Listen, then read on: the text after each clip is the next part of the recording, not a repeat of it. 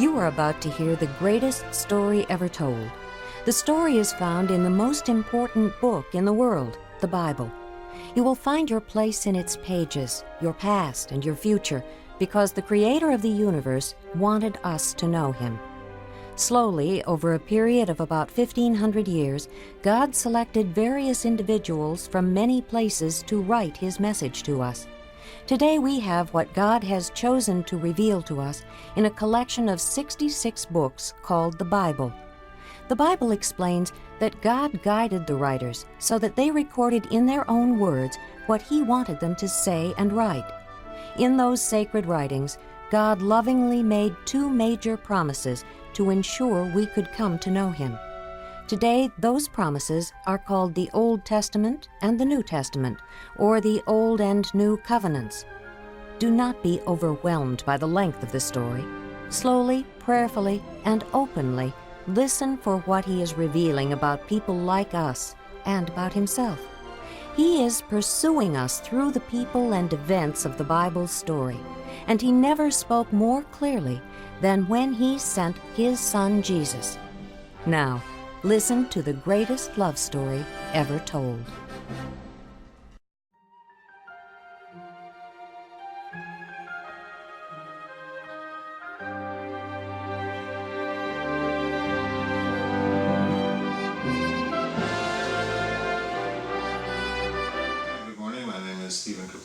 Continuing in the readings, we're doing a poetry segment today, which means we're still in the book of Job. We'll do chapters 9 and 10. Then Job answered and said, and he was talking to one of his three so-called friends, "Truly I know that it is so, but how can a man be in the right before God? If one wished to contend with him, one could not answer him once in 1,000 times. He is wise in heart and mighty in strength, who has hardened himself against him and succeeded. He who removes mountains and they know it not, when he overturns them in his anger, who shakes the earth out of its place and its pillars tremble, who commands the sun and it does not rise, who seals up the stars, who alone stretched out the heavens and trampled the waves of the sea, who made the Bear and Orion, the Pleiades and the chambers of the south." These are some of the constellations. At that time, there was a lot of study of astronomy and astrology in the ancient sense, not in the sense of looking up your horoscope in the newspaper or to go see a palm reader or something like this, but astrology in the sense of study of the stars and their formations. And astronomy, the science of the galaxy and how the heavens. Who does great things beyond searching out, and marvelous things beyond number? Behold, he passes by me, and I see him not. He moves on, but I do not perceive him. Behold, he snatches away. Who can turn him back? Who will say to him, "What are you doing?" So it's like almost like Job is saying there's no hope, nobody can stand up to God. And really the point is not to stand up to God, the point is to bow down to God. The point is to obey and to be in His will to the extent possible, and to count on Him that eventually He sees you through the troubles, He sees you through trials and tribulations. He'll instruct you, the Spirit will instruct you which way to go, which way to turn, what to do. God will not turn back His anger. Beneath Him bowed the helpers of Rahab. How then can I answer Him, choosing my words with Him? Though I am in the right, I cannot answer Him. See, he's saying He's right. See, that's a problem right there. I mean, He was a righteous man, He was an upright man. And what he's saying here is, I have the right to feel sorry for myself.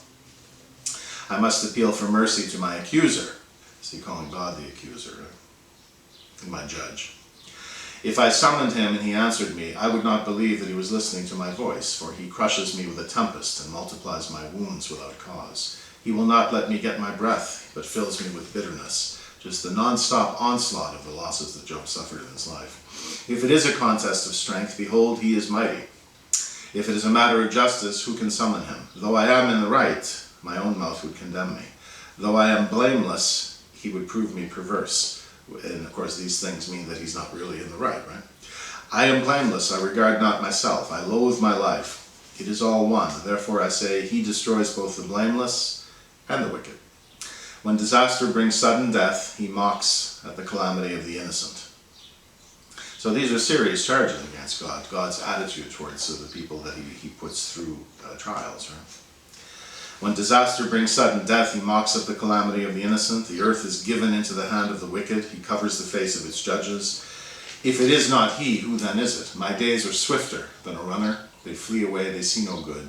They go by like skiffs of reed, like an eagle swooping on the prey. If I say, I will forget my complaint, I will put off my sad face and be of good cheer.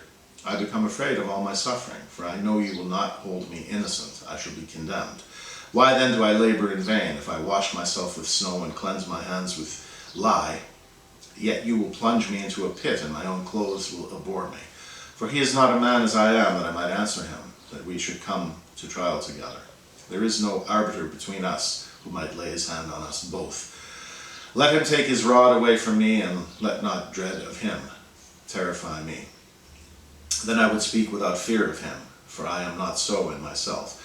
So he's really sharing his deepest, he's fearful. He's fearful of what has happened to him and what's going to happen and going ahead, in future. And he's afraid of what God's response to him is going to be, right? Because of the way he's behaved. So he's just generally in a fearful place, which is really not what the believer is supposed to be in, but it's kind of a normal, natural thing for us from time to time, and especially given the magnitude of the losses that he suffered.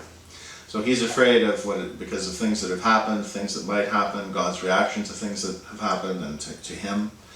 He's just generally, he's in the lowest possible, spiritual and psychological place right now.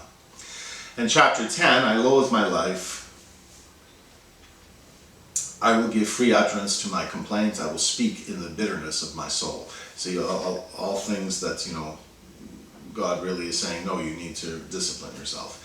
I will say to God, do not condemn me. Let me know why you contend against me. Does it seem good to you to oppress, to despise the work of your hands and favor the designs of the wicked? Have you eyes of flesh? Do you see as man sees? Are your days as the days of man? Or your years as a man's years? And no, the answer to these questions is no, but he has doubts. He's going through this doubting of faith. That you seek out my iniquity and search for my sin, although you know that I am not guilty, and there is none to deliver out of your hand. Your hands fashioned and made me, and now you have destroyed me altogether. Remember that you have made me like clay, and will you return me to the dust? So again, he still is making this assumption that he's not guilty, even though we're all guilty of something. I mean, we've all done something, right? I mean, it's so this is a lack of faith here. So he is responsible for his lack of faith. Did you not pour me out like milk and curdle me like cheese? You clothed me with skin and flesh and knit me together with bones and sinews. You granted me life and steadfast love, and your care has preserved my spirit. Yet these things you hid in your heart. I know that this was your purpose. If I sin, you watch me, and do not acquit me of my iniquity. If I am guilty, woe to me. If I'm in the right, I cannot lift up my head, for I am filled with disgrace and look on my affliction. So Job is feeling right now that the way many of us feel from time to time is that there's the no-win situation. If he accepts what he's going through, it's like he feels like he's admitting that he's guilty of something. He doesn't think he's guilty of something, and he doesn't feel that he can win whichever way he goes. Whether he says, "Okay, God, I accept this," or whether he resists what God has been doing or allowing to happen in his life. And were my head lifted up, you would hunt me like a lion, and again work wonders against me. You renew your witnesses against me, and increase your vexation toward me. You bring fresh troops against me, and that's including these three guys that are trying to, quote unquote, help him.